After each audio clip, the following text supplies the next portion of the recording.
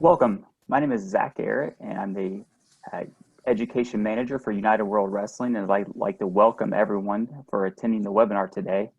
We are excited to have with us today Coach Terry Steiner, the head coach of the USA Women's National Team, and he will be discussing training plan development and periodization. Before he gets started, I have a couple of housekeeping items that I'd like to cover with everyone. First, at the bottom of your screen, please note the Q&A button. If you have any questions that may come up during the webinar, please write them in this location.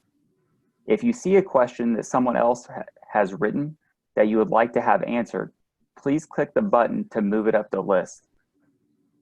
Second, I'd like to take a quick poll on where you're currently from.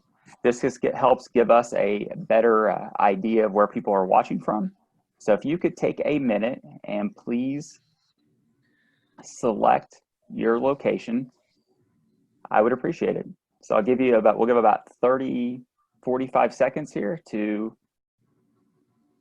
check in where you're from, and then I'll end the polling and share the results.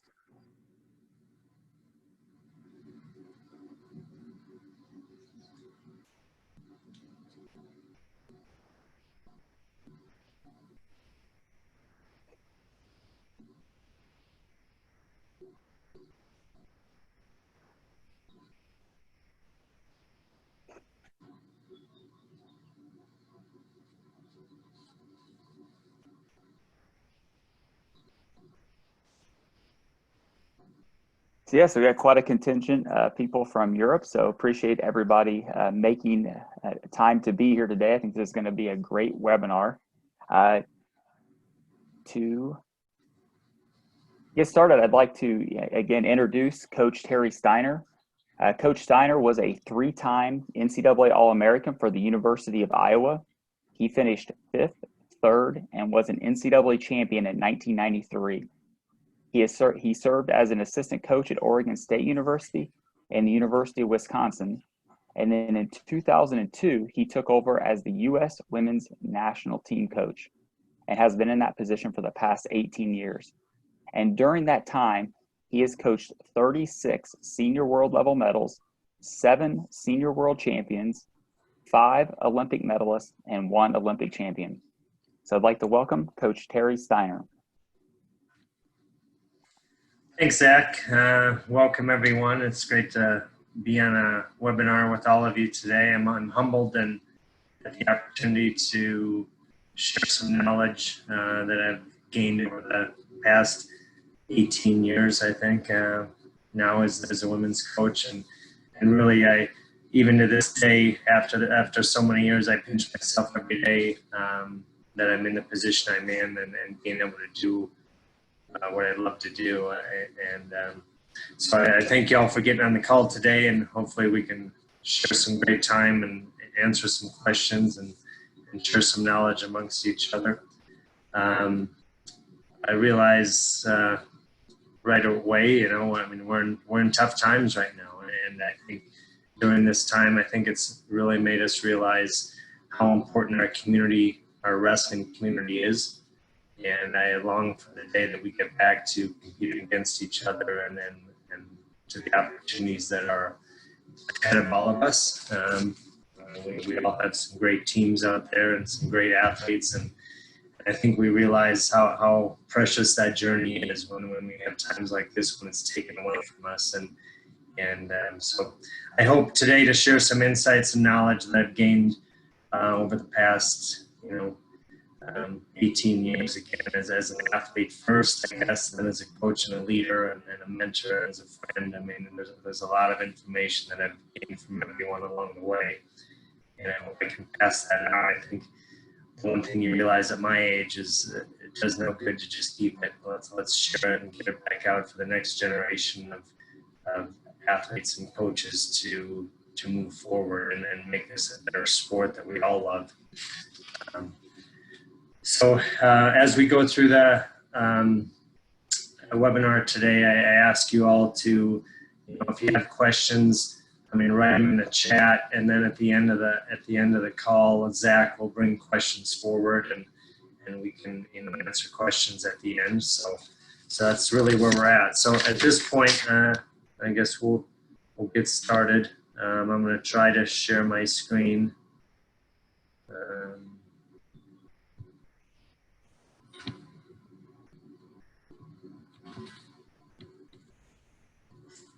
Okay, I think that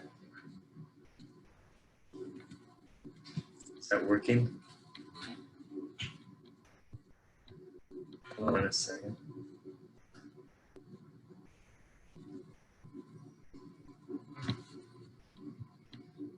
It was up. It was just a little further down in your slides.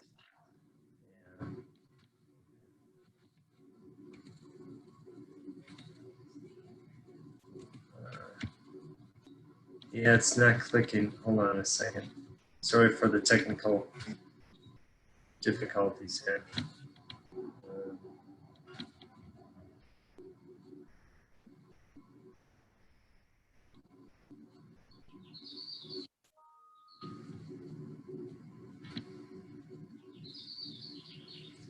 I'm not being able to get to the beginning of it, Zach.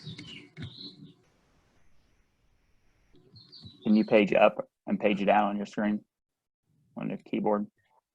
Yeah, it's not letting me do it. But I'll go through it really quick. Go back to the beginning. So now you have the side, right? You have the slides on the side. We do. That works. Okay. So I'm going to go from here so we don't waste a bunch of time. So first of all, I guess we'll go to the next slide. Why do we need to develop a plan? And simply why I think it's important to develop a plan is if you're failing to plan, you're planning to fail, and it's really that simple. I mean, you have to put the time in ahead of time and lay a plan out and be willing to follow a plan. I don't think we need to be so rigid in the plan, but use it as a guide along the way. Every plan can be changed. Understand that every plan probably will be changed. There's no perfect plan because we're not dealing with robots. Okay, we're dealing with human beings, and we need to take that into consideration. That as we move forward, we need to be able to adjust according to the people in front of us. And I think that sometimes we get so caught up in following a plan that we don't take into account that we're dealing with human beings, right? And so I think it's important to make sure that we do change as it calls us to change, right? And so, and why do we want to have a plan? Again, from an athlete perspective, it's a lot easier for an athlete to buy into a plan when they can see a clear pathway to their goal, right? And I guess think about yourself as an athlete, back when you were an athlete and you had goals, we all had goals, and really if you were being led, you wanted to know where that was leading to and why you were doing things. I think my first real, as a young coach, when I was first starting out as a national team coach, we had an athlete, Patricia Miranda, and you all know Patricia as an Olympic bronze medalist in 2004. She was America's first female wrestling Olympic medalist. And Patricia had so many questions, right? And every day in practice, she had so many questions. And it really made me realize that I can't just come in here and dictate. That's not how this works. And it made me really realize that we have to share with our planning and lay it out for them, and so they can see a pathway. And I think, she made me a better coach from year one because of all of her questions that she had, and really that's why she had the success she had, and still to this day is a successful attorney and everything like that because of those questions. And I think as a successful athlete, we're going to have questions, right? Athletes, they have to be able to hear it, they have to be able to feel it and see it, and for 100% buy-in. And otherwise, it's just your plan, right? And I don't think we want to get into a situation where we're just dictating that, and that's just not how it works. At least for the American athlete, that's not how it's going to work. We're going to have to be even more than that, and that may be different across across the world, but from an American side, we need to show them more than that. From a program perspective, why I think it's important, I think, all of us, when we're looking at our entire system, we all have many clubs and many programs that feed into your system, right? And they must see the transparentness, the openness, and the honesty.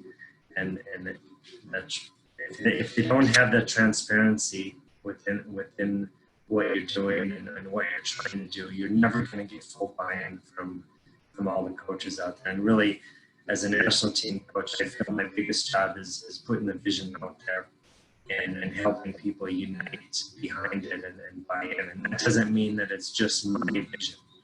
Right? When we're putting together the plan, it's not just me and our national coaches, Clarissa Chen and Jessica Medina, sitting behind in the locked room putting the plan together, right? I mean, we have a framework put together, and from there we invite in key people from around the country and even some athletes that we want information from to put the plan together. And then we can go out and talk about it.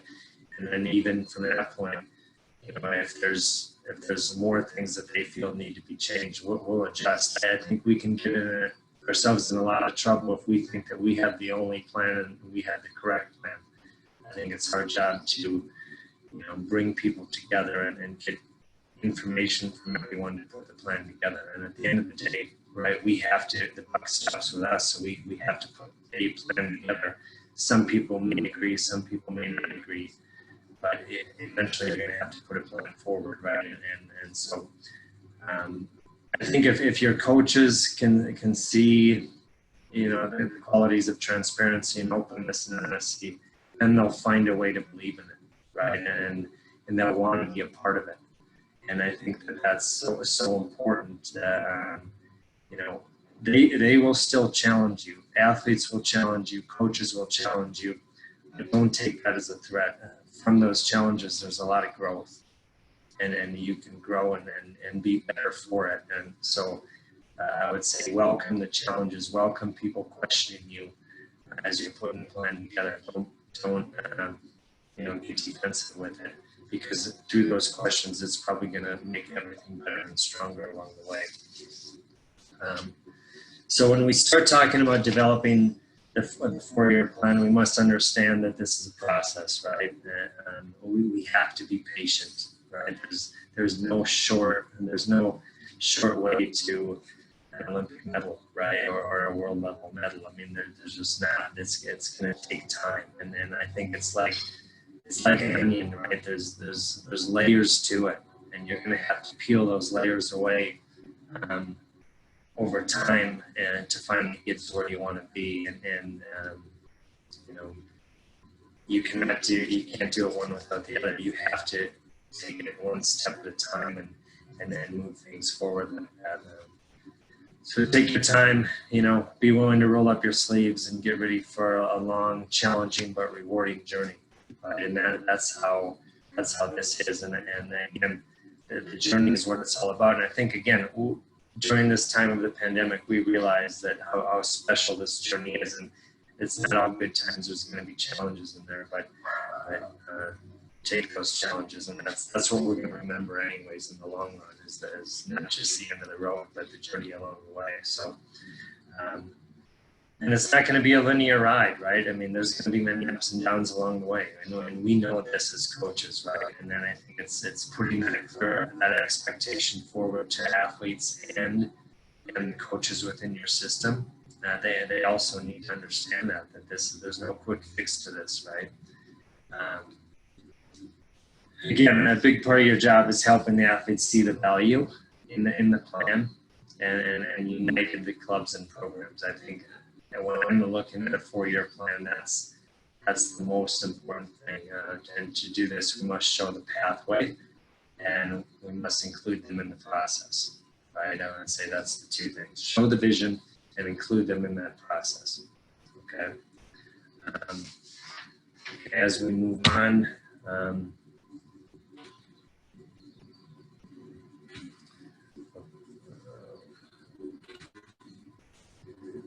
right? So how do we start? When we start looking at a 4-year plan, how do we start, right? And I think we really just need to ask ourselves a few questions, right?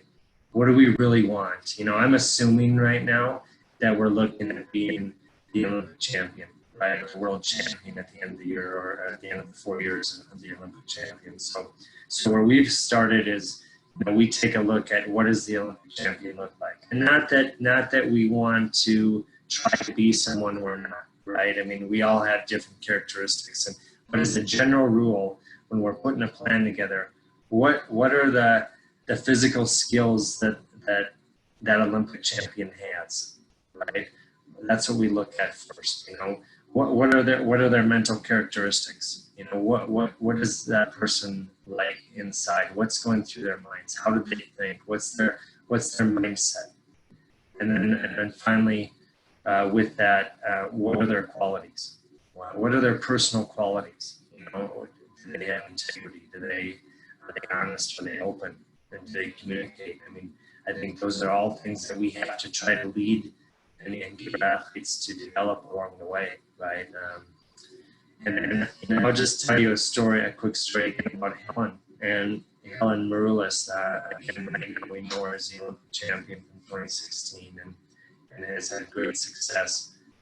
But if we go back to 2012, right? 2012, Helen entered the U.S. Olympic team trials as the favorite to make the Olympic team, and she got upset and was beaten off the Olympic team in 2012, and it was a really hard time for her, you know.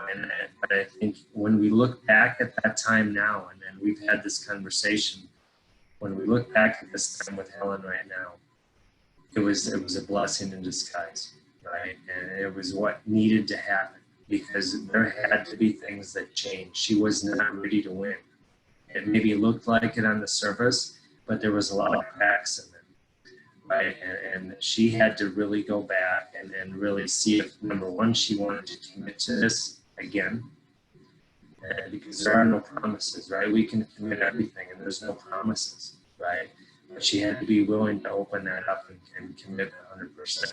She had to change the way she was doing certain things, right? And I think from her personal qualities, she had to quit looking for other people to blame, right? And it was looking inside and making, how do I make myself stronger and better, and how do I move forward?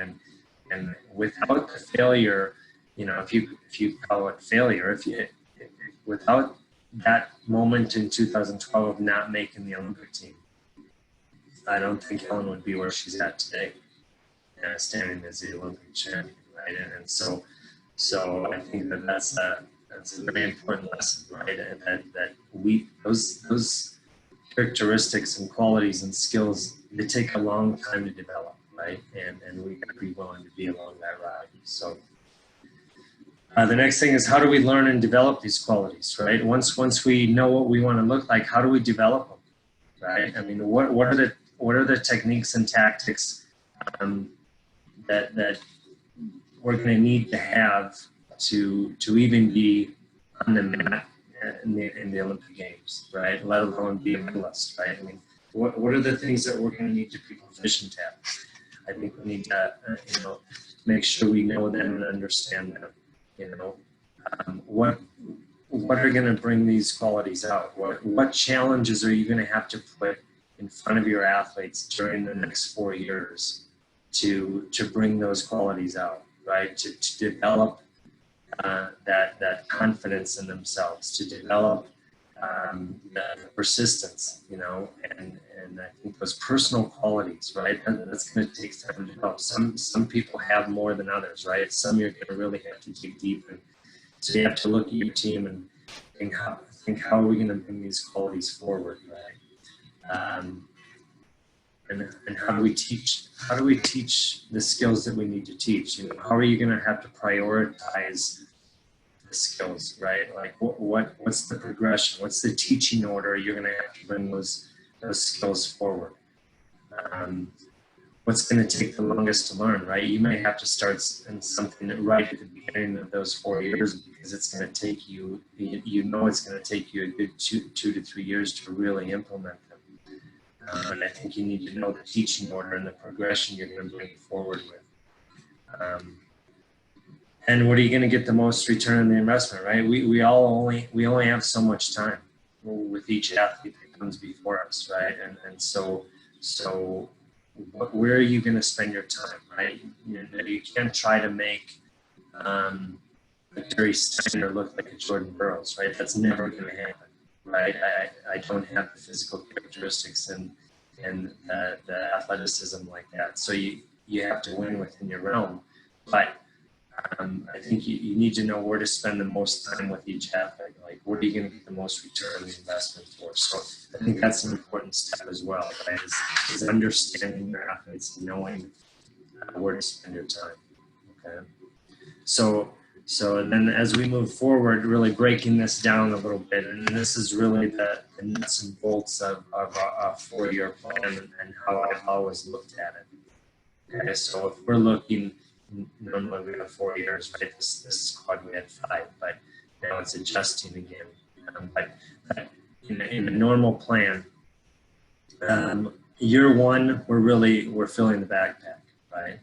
Year 1 of our quadrennial plan is an emphasis on education only, right? We're slowing things down, we're breaking it down, and we're teaching, right? And then the emphasis on adding more repertoire to all of our athletes. And I don't care if it's skill development on the wrestling mat, it may be strength and conditioning, right? Really showing them and helping them understand how they're doing and how they're going to develop that, right? Understanding nutrition, understanding the psychology of it, and what do we need to do to really build that up. And you're building the base, the foundation during year 1, right, is really what you're trying to do. The only focus during year 1 is process, right? What does our process look like, And, how are we going to warm up before a match? How are we going to cool down after a match? We want to make sure that everyone has that full understanding of that, and they have their questions answered. They're not perfected yet, but they're starting to get a picture of what this is going to take and what it's going to look like. That's year 1. Year 2 is it's still process oriented, right?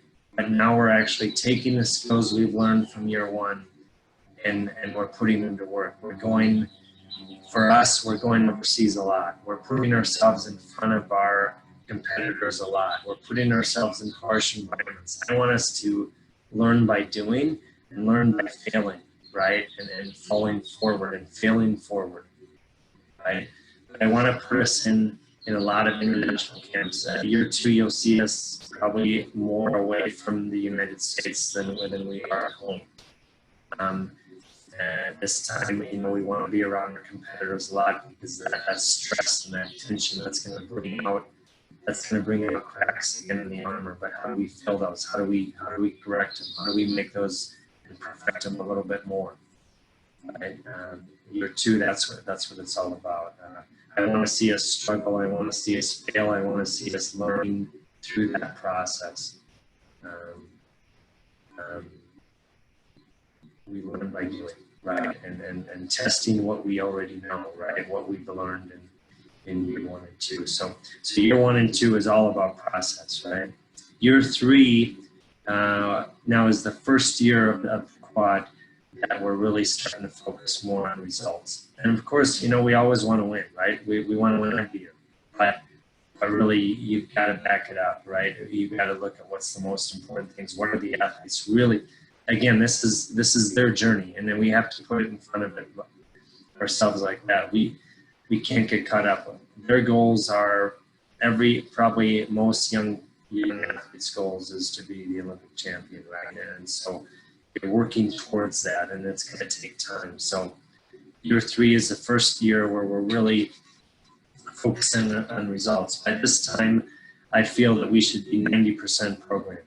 We should know our processes. We should know that we're, making weight and our nutrition is on target. We're doing things 90% right. Maybe just a few adjustments there. We should know our warm-up strategies, our cool down, how we're handling the tournament, what do we need when we walk into a competition, what do we need for travel, you know, how do we handle the travel, how do we deal with jet lag, all those kind of things. That should be all the, where do we want to be on the mat? You know, where are the areas that we're really zeroing in on?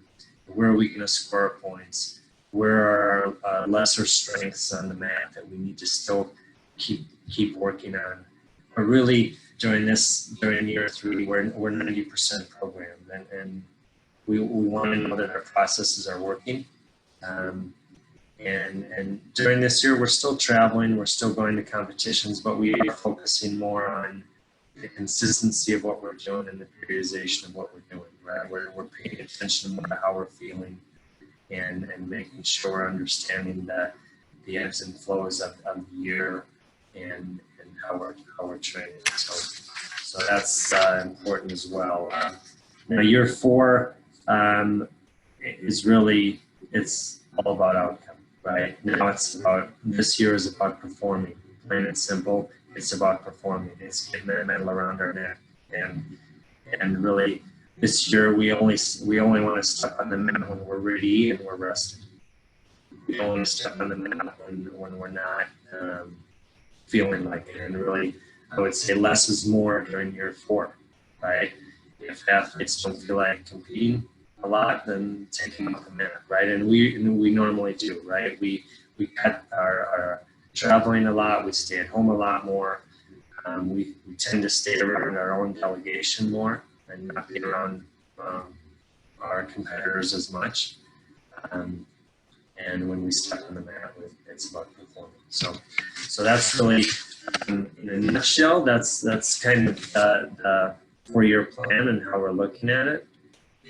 Here's kind of a snapshot of what that looks like from year 1. What are our focus? What are, how many competitions we're looking at? Camps, what are we looking at from a camp perspective? I'll just give you 30 seconds to look at this, and you don't have to write everything down. We can share this presentation with all of you, but it gives you a snapshot of it. I'll just give you a few seconds.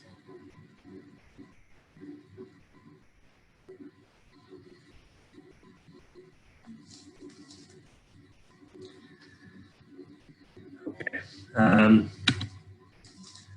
We'll move on. Now it's breaking that down. We've developed a quad plan, and now we're looking at, how do we move that into a yearly plan, and what are we really trying to do? When I'm starting to put together a yearly plan, I start at the end, right, at the World Championships. What's our end goal? And then I plan backwards. I've always done that.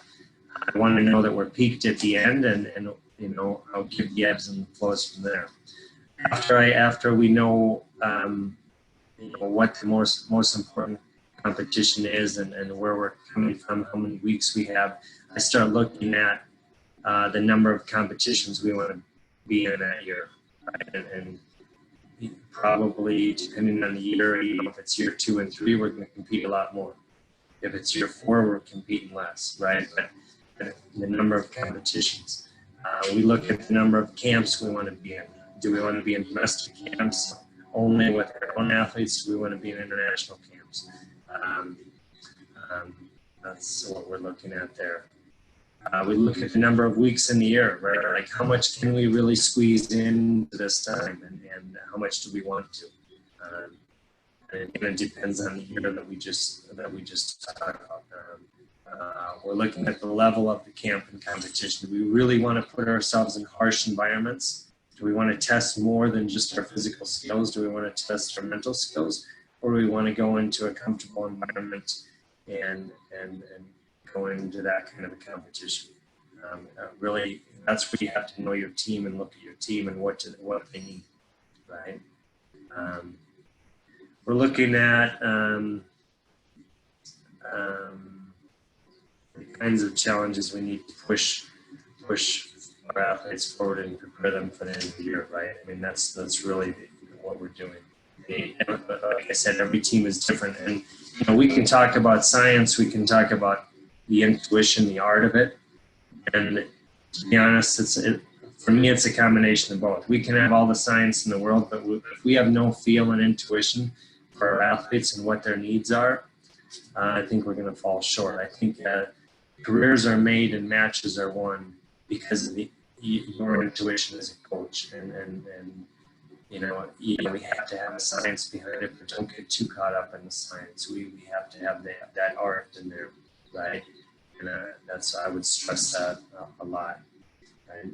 So when we're looking at the year, you know, again, we're looking at what are we really talking about during this time frame, right? And you know, it's right in front of you. During the break time, we're encouraging our athletes to get away from the training center, getting away from their training environment, away from their coaches, away from their teammates, away from structure, and really encourage them, you know, just, hey, we're still elite athletes, right? You're still living an elite lifestyle, right? Elite athlete lifestyle. And so you still need to cross train and rehab and do the small things. And that's who you are, right? And that's the essence of what you're doing. But during the break time, we're basically getting them away from us for their good and our good, right? So we can come back and get to work. Transition times usually coming off from a break. We will structure cross-training and lifting. But mat practices are pretty open, right? I mean, individual time, but nothing too structured on the mat during that transition period. And the preparation periods are structured mat and strength conditioning sessions, building base and education, strength conditioning, and more of a team focus during the preparation period, right? That's when really I'm going to focus on bringing forward as a team what our needs are. Now we'll still spend some time on individual needs, but we focus a lot on team focuses. During the competition phase, as we get closer into competition, it's still a working phase, right? And then we'll probably raise the intensity and drop the volume a little bit more in the competition phase. But you know, we will switch the focus more to an individual focus during this time, and then less of a team focus, right? So it's going to be a little bit of both, but maybe a little bit more individual focus. And then the peaking phase, you know, number one, rest and recovery is the most important. I think a wrestler's mindset is a lot of time, at least the American wrestler's mindset is more is better, right? And I think this is something that I've learned the hard way along the way is, you know, less is more. You're going to get more out of things when you're doing less in this last phase before competition. The focus is on outcome, right? Making sure we're feeling good when we step in there, and not being on the mat too much, but moving forward like that.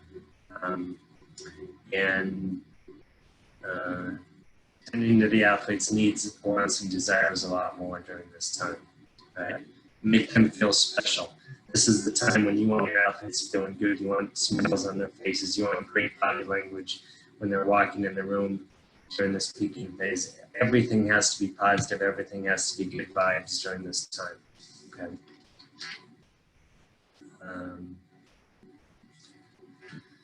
Okay, so this is looks like a big jumbled mess to all of you. I don't even know if we can see it. You'll be able to see it when we send it out to you a lot more. But this is really our plan and how we peak. This is a yearly plan right here. So I'm just going to kind of walk through this because I know it's hard to see. So here's where we start. Again, we start with the competitions. We prioritize the competitions. You know, 5 being the highest level, the world championships are the highest level competition, right? And then we move backward. You know, during this time, we probably have continental championships. We probably have U.S. team trials that, you know, they're a very high priority, right? Probably it's not as high as the world championships, right? So if we prioritize the worlds at 5, they're probably prioritized at 4. You know, then we lay in the camps and the timing of the camps at what makes sense. I think you always have to be mindful of not overdoing it, right? And I think sometimes we get caught in this thing where, you know, we got to realize that this can't be a sprint all the time, and it's like a marathon, right? And you can't squeeze everything in. You have to give athletes time away and time off, and give them time to enjoy life. There's more life going on than just wrestling, right? And so make sure you're mindful of that when you're putting all this together. You're looking at the number of camps you get in competitions, laying out the months and the weeks. If you see at the top, you know, all the months are laid out, the weeks are laid out, the number of weeks you have each microcycle, each training week is laid out, and then you know, looking at the phases, the training phases that we just talked about, right? Laying those in where they make sense, and then getting a feel and an ebb and flow, as you can see. Now you lay in the volume and intensity. What kind of volume and intensity do you want during those camps and training weeks? I think that the one hard thing that has been a constant challenge is how to quantify volume, right? Because there's so many variables that we're dealing with. We're dealing with different partners, we're dealing with different environments, we're dealing with duration and intensity of workouts, we're dealing with travel and change of time zones, altitude, all those kind of things. So there's so many different variables in there that kind of quantify not, you know, the volume and intensity of what we're doing. But you have to put kind of a number to it, and so this is kind of how we've done it. Just remember that every plan that we have is a guide, right? And it has to be willing to change. Don't be so rigid with it again. Again, we're dealing with human beings, not robots, right?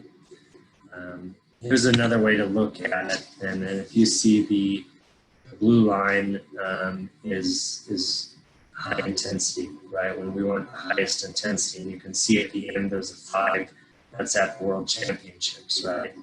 And then the orange line is our workload, our volume, right? When we're having our higher volumes and lower volumes during the year.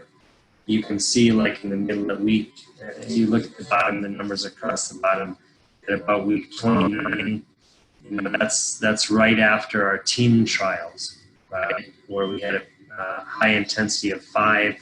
Right after that, we drop everything, right?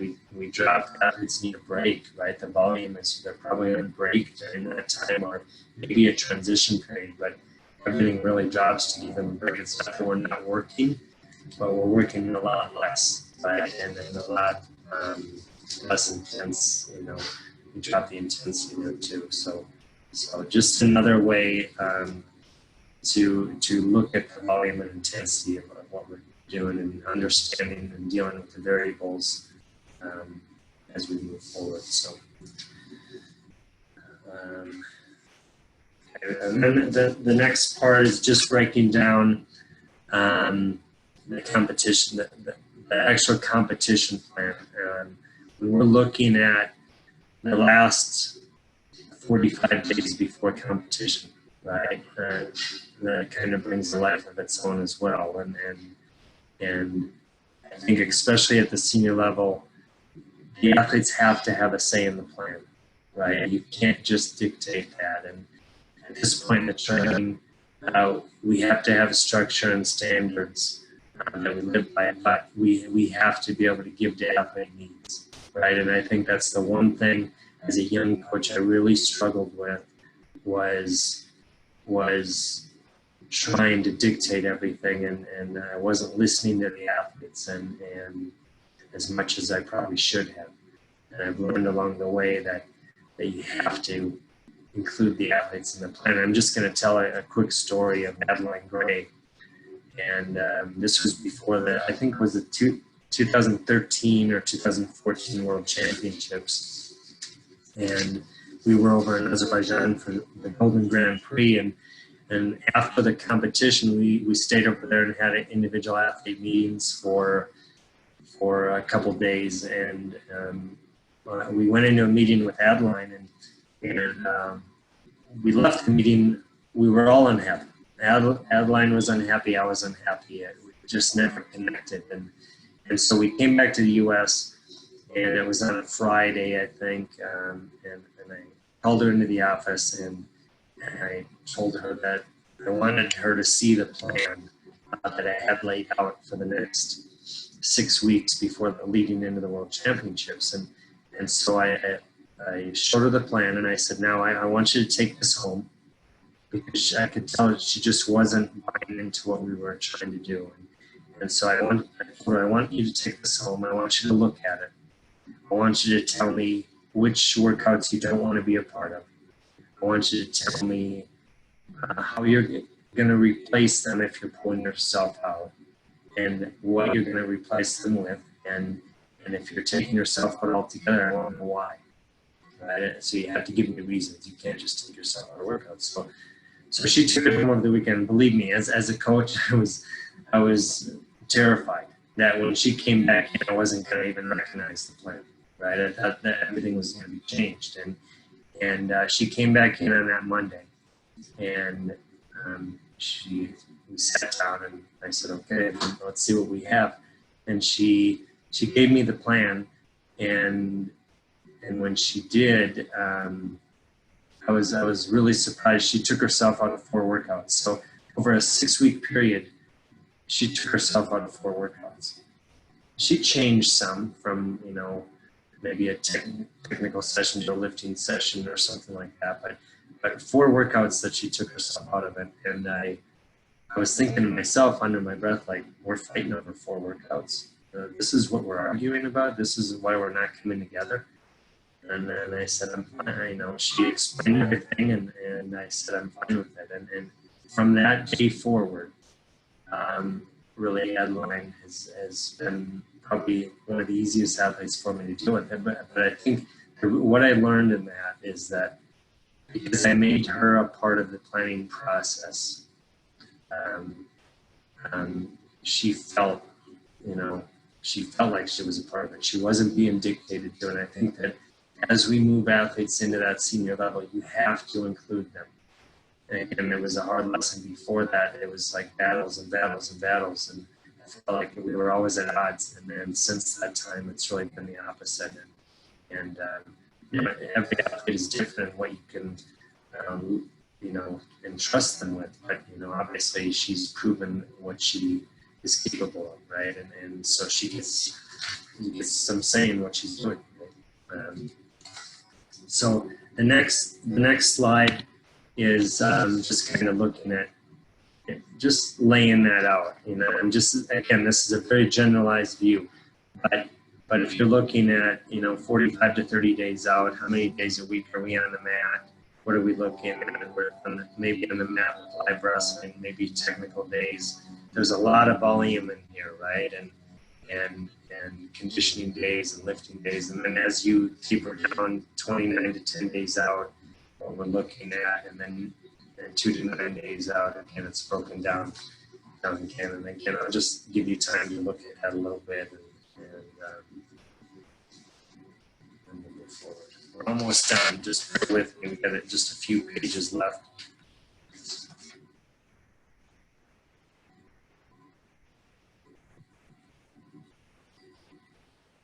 Okay.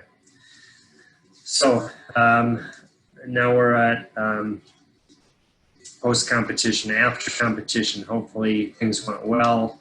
How did we end up? How are we going to start to review and plan forward, right? And I think we ask ourselves some certain questions, right? I mean, simple questions. What worked, what didn't work, right? What needs to change, what needs to stay the same? I mean, that's really the nuts and bolts of it, right? And how we do that is, we take everything into account, right? We want an athlete perspective, we want the coach's perspective, and we want results and data. So from the athlete perspective, they're going to probably come in and tell us from their perspective what they feel faltered or what they need more work on, what they need from us, what they need from the coaching staff, what they need from our support staff. Do they need more camps? Do they need more competitions? You're going to take all that information in. from a coach's perspective, you know, maybe it's, you know, we're going to come in and we're going to tell them, you know, we need to see changes in certain areas. You know, maybe it's weight control. We need changes there, right? We need to get stronger. You're not. Maybe it's a conditioning thing. Maybe, you know, they're just not. You're not holding up at the end of the match, right? Maybe it's a technical issue. Maybe there are technical issues and tactics that were not right. But, you know, we can give our perspective, and then, you know, we come into you know, the next thing is data, right? And we go back to video and break video down.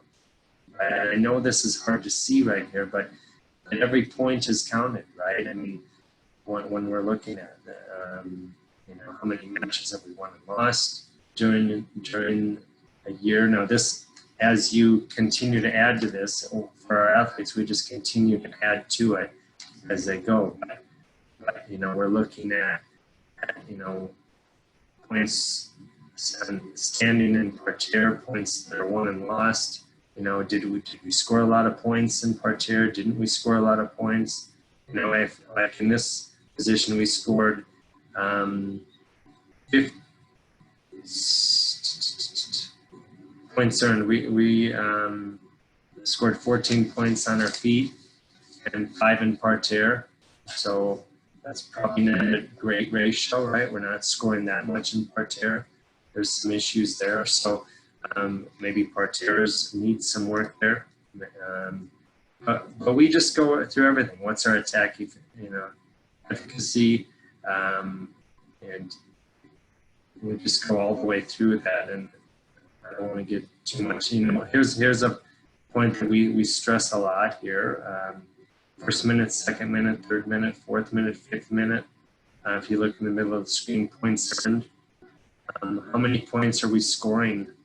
You know, if you look at the fifth minute, we're scoring a lot of points. For some reason, we're turning it up a notch in the fifth minute, right?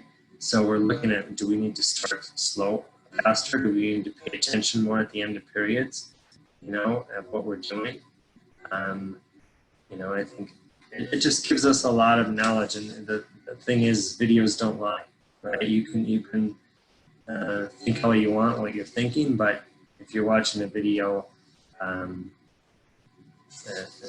doesn't lie. So the end result and the last page, right, is, I think as a coach, we need to realize that it's their career, right?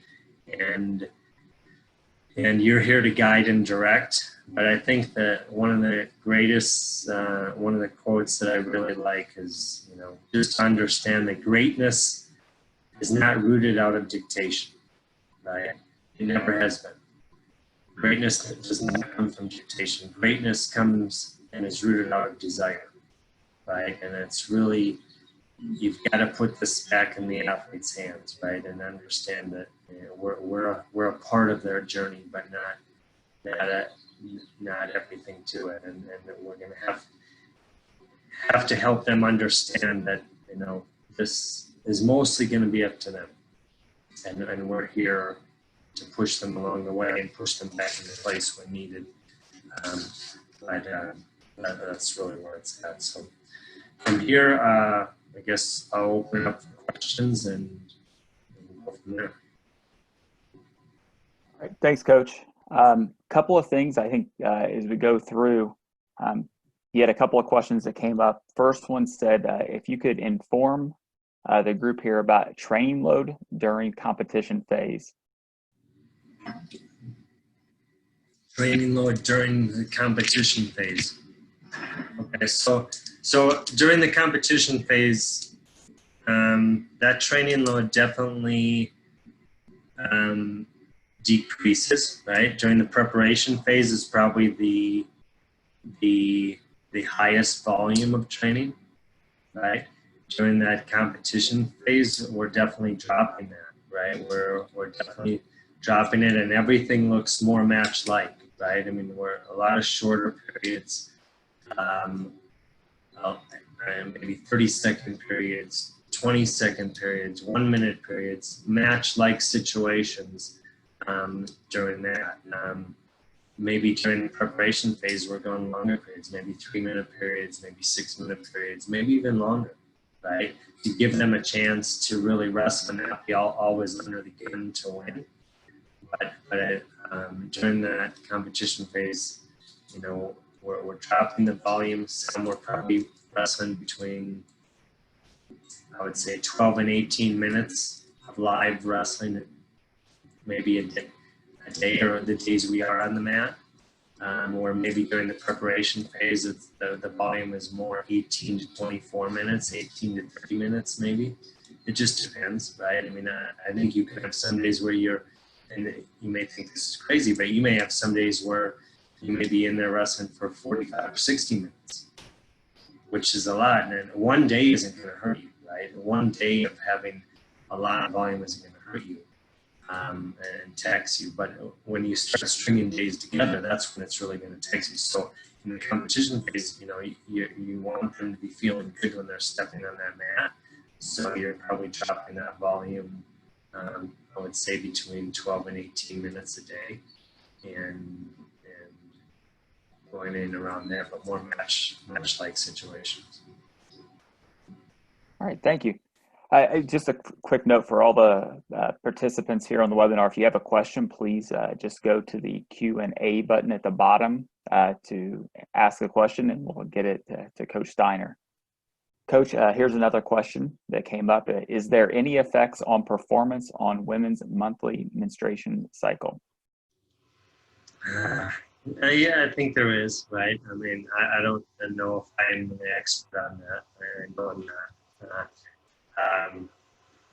I definitely I've learned more about it as I've been involved with women's athletics.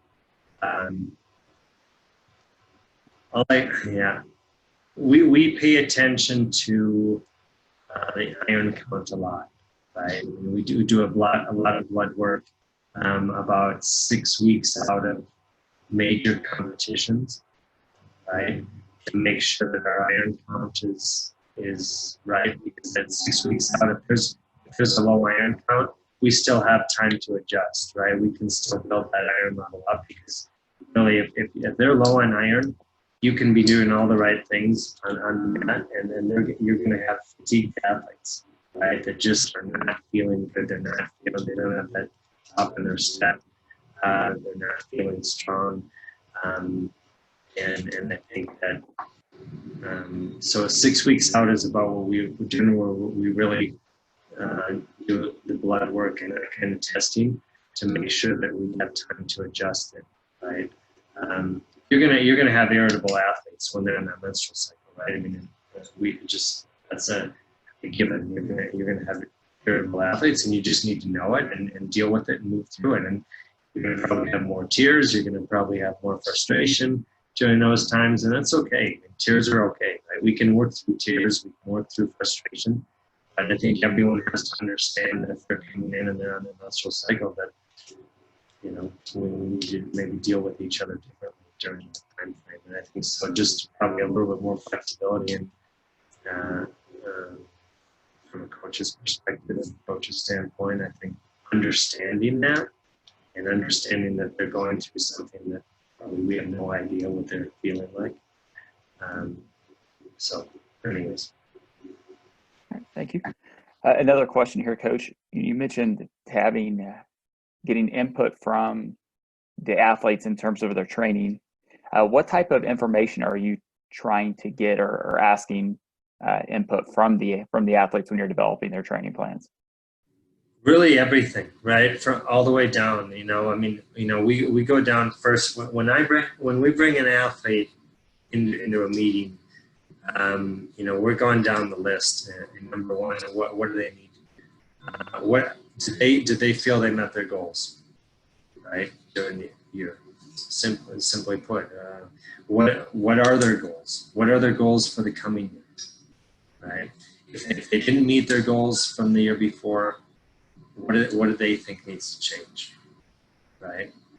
And they need to be honest with themselves. What do they really think needs to change, right? And there's always got to be changes, right? We always have to be adjusting and moving forward. If there's no changes, someone's passing us up, right? We're never staying the same. So even if we're at the top of our game, we still have to make changes, right? There's still things to improve upon. So I think, looking at number one, what do we need to change? Let's look at the technical aspects first, right? Technically on their feet, offensively, where do they need work offensively? Where do they need work defensively? Maybe in the part-tier position, where do we feel, are we doing okay in part-tier offense? Are we struggling in part-tier defense? Where do we need to work? But let the athletes answer, right? Let them answer first, and then you chime in as a coach. I think so, and again, I'm at fault at this too as a coach, but I think so many times we want to go in and tell them our opinion. And I think it's very important to draw that out of them first, right? Let them answer the questions first, then you can add in. And you can disagree on some things, but eventually you gotta come together, right? And have a plan that you both agree to. And then we look at the other things, the nutrition, the strength conditioning, the psychology of it. Maybe it's the number of competitions, the number of games, how active do they need to be, do they want to be. Maybe it's the training location, right? Are they in the right training location, the right environment? Do they have the right coaches around them? Do they have the right partners around them? I think all of those things need to be discussed, right? Is there a better way that our national staff can help them, right? And because not everyone's in front of us every day, right? We have national team athletes that are living halfway across the country. So what do they need more from us, right? What do they need less from us? Right? Sometimes, the best coaching is staying away from them, right? And letting them do their job, right? And that's you gotta have some humility in dealing with that and understanding that maybe you're not the best thing for the athlete either. Maybe your best thing is just staying away, right? And giving them some space. And don't take it personal. Every athlete needs something different, and there's no one coach that's perfect for everyone. So take your ego out of it, right? I mean, I think sometimes we try to be everything to everyone, and it's just not going to be.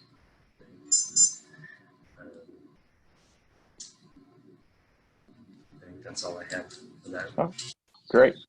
Another question here from Angel Torres says, how do you manage to monitor athletes when they are not conducting training camps? And do you perform any physical or technical tests under these conditions? We do. Our strength coaches, our strength conditioning coaches, along with our dietitians, they do some testing in both blood work and just physical testing. They come up with, right? It's their protocol to see where we're at, and it may be a conditioning test. They tend to use like VO2 max. They tend to use like a rowing machine and a three minute basically sprint.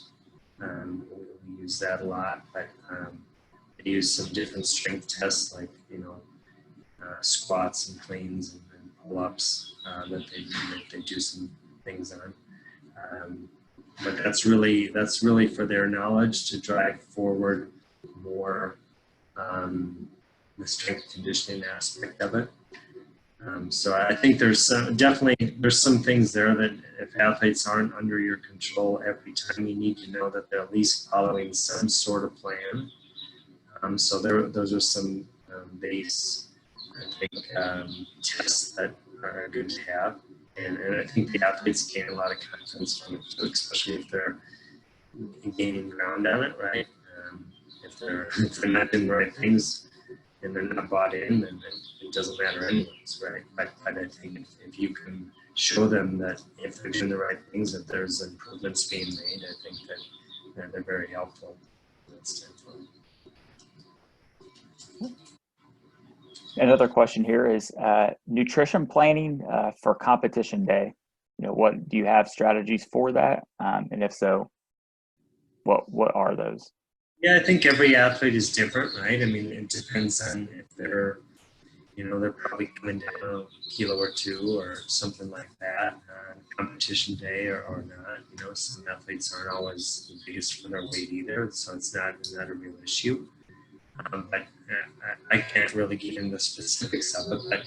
But our dietitians are working with them, right? On what do we want? What's the best thing to rehydrate and get nutrition into you right after weigh-ins, because there's only a 2-hour window right before weigh-ins are over and you're starting on the competition mat. So really you have about an hour to get something in you, something that's easily digestible, right?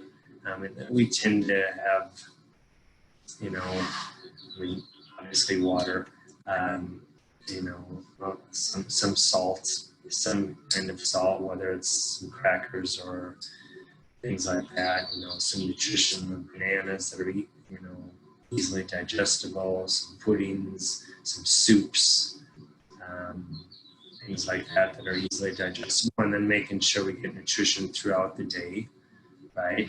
And it's just not after that, but after every match, after every warm-up, you have to come back and do the process all over again, right? If you wrestle a first round match and you come back, there's a cool down period. Let's get some nutrition in you, and maybe a bite of something, right? Maybe a half a banana or some liquids in you. Everyone's going to be different. Get yourself cooled back down, and then you got to start warming back up again for the next match, right?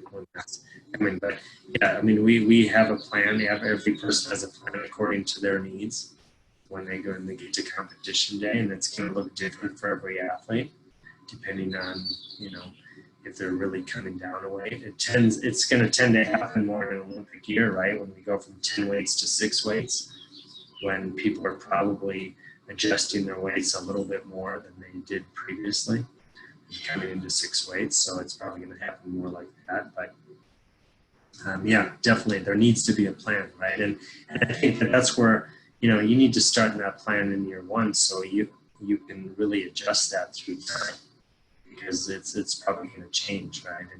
But if you're starting with year 1, start at the first competition with a certain plan, and you need to make notes and make sure you're journaling and taking some notes down, the athletes do, and what's working, what's not working, what they felt and what they didn't feel, and then moving forward like that.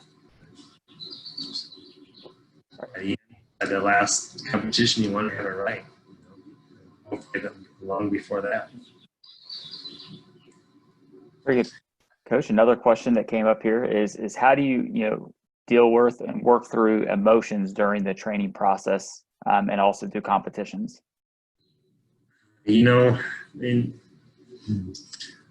It's so different with every athlete, right? I think you just really need to step back as a coach and understand that your athletes have put a lot into what they're doing, right? They put a lot of effort and energy into what they're doing. This means a lot to them. You need to leave yourself out of it. I think we can get so caught up emotionally in it. You need to remove yourself emotionally from the athlete and what they're going through, whether it was a win or a loss.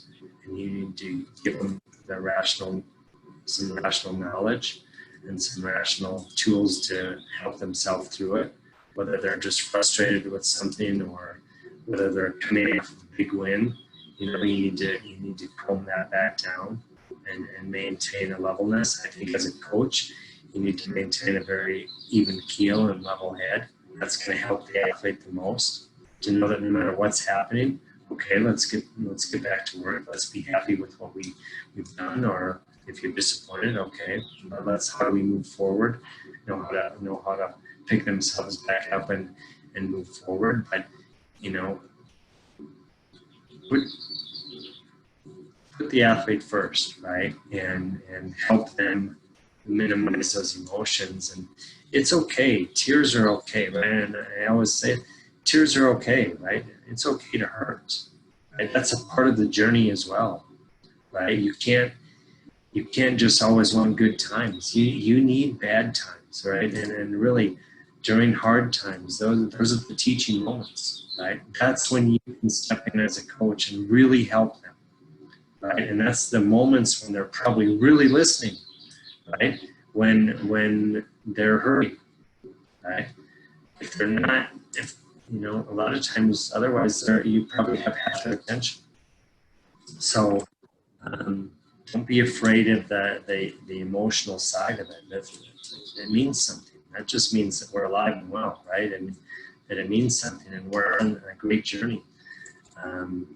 But I think the biggest thing is don't get caught up in the emotion. You can't get, start pushing and shoving and blaming and pointing fingers and yelling at referees and doing this kind of thing. I mean, everyone's a human being here, and so I think that the more calm you can be as a coach and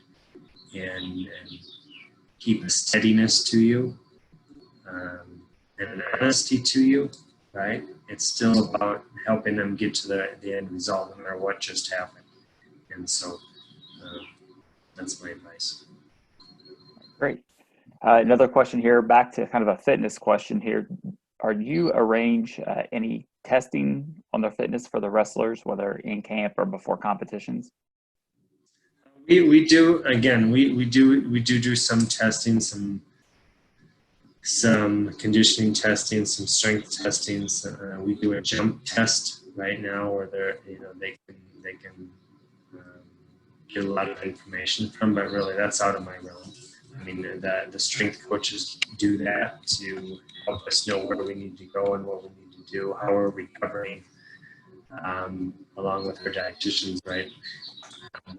Through a jump test that they do during camp and even during competitions, it takes like 30 seconds to do it, and they can get a lot of information from that, and then take that information over time, right? Once they have that consistency of it, and over time, they can get a lot of information from that. But I'm not the scientific guy yet. All right, Coach, the last question here, because I know you've got some other meetings to get to. But the last question here, how do you measure intensity during a macrocycle? Example, during the preparation, pre-competition, and competition. So measuring intensity. How do we measure intensity? I'm trying to, we have some variables in there.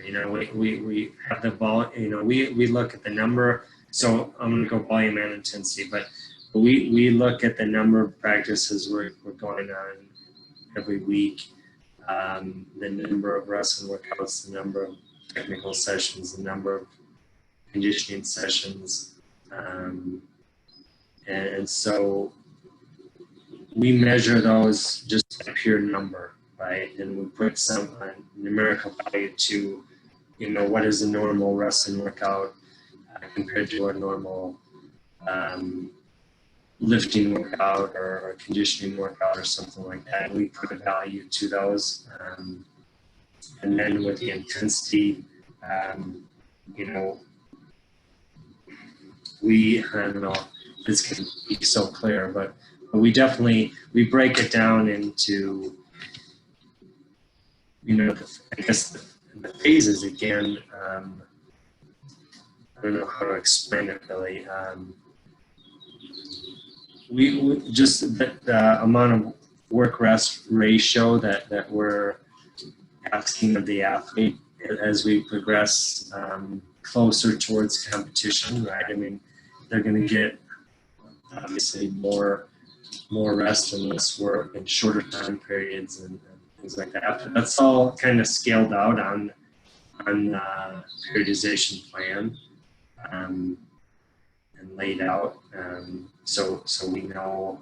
And again, when we're checking that, we're always taking into account. I mean, the athletes' data that we're getting from the athletes, that the strength coaches and the dietitians are getting from the athletes, from it might be their resting heart rate to to the jump tests and what they're doing on the jump tests, and how they're just generally feeling. If they give us a number, how are you feeling today from 1 to 10, and they give us a number 4, we know that probably we need to back off, right? And we can't push them over the edge. But so I don't know if I'm answering your question. There's definitely a lot of things that we take into consideration as we're moving athletes forward as we get closer to competition, right? I mean, the intensity, has to be high. How do we measure it? I mean, you got to be able to see it too, right? But I think a lot of it we can through our gun test we can do a lot, see a lot. That's about it. I don't know if I have it. All right, thanks, Coach. I know there was a couple questions Coach had for everybody here that's still with us. So we got a couple of poll questions here, and I'm going to go back here and end this one. This is not switch ones. So if you could take time and answer these 2 questions. One is, do you currently have a yearly plan for your athletes? And if so, do you include the athletes in your planning? So this is currently what you're doing. So we're just getting some information for Coach here as we go through this, and we'll give you about a minute to answer these questions, and then we'll share the results with everybody here. And Zach, as well, if you want to throw my email on there for the participants, if they want to email me questions and stuff like that, they should do that. Okay.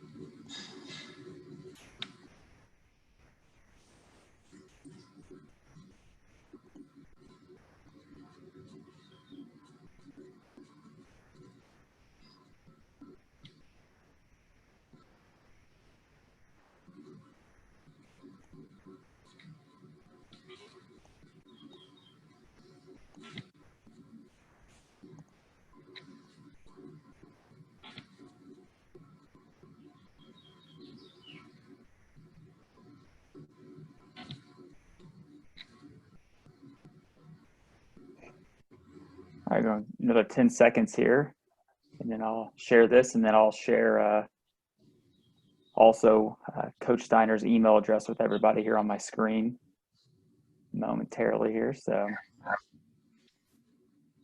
all right, so here are the results that we have. So yeah, it looks like a majority of people are doing yearly plans and setting up and working with their athletes. That's great to see. Yeah, that's good. All right, I'm going to share Coach Steiner's email address here. So I'll leave this up for a couple of another minute or so here. And Coach, we'd just like to thank you for taking the time and to be with us today. We certainly really appreciate your input and your knowledge in this process, and your always so willingness to help and share and help others. So thank you. Thank you, I guess, for having me. And again, I think it's as I get older, I think it's my job, and I need to be sharing what information I have, and I hope everyone can gain from it. So thank you all, and good luck to you all as we move. Thank you, Terry. Thank you. Look forward to seeing everyone soon. Yeah, hope to see you soon too. Yeah, thank you. So. You also, yeah. Thanks, Coach. Thank you.